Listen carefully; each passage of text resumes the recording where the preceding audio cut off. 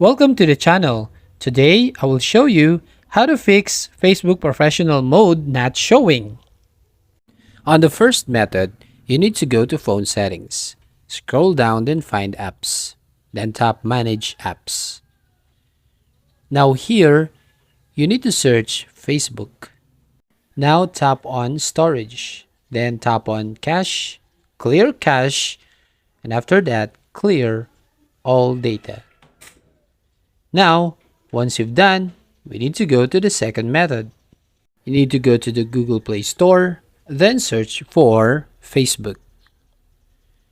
And when the update button shows up, tap on Update. Now for the third method, going back to Facebook homepage, then tap on Freelance at the top right, scroll down, then tap on Help and Support, and then tap on Report a Problem. Then tap on Report a Problem button, and then include in Report.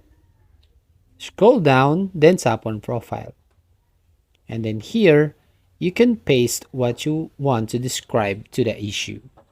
Then wait for a few hours to fix the issue. That's it. If you find this helpful, don't forget to subscribe and ring the bell icon to notify you for the next video.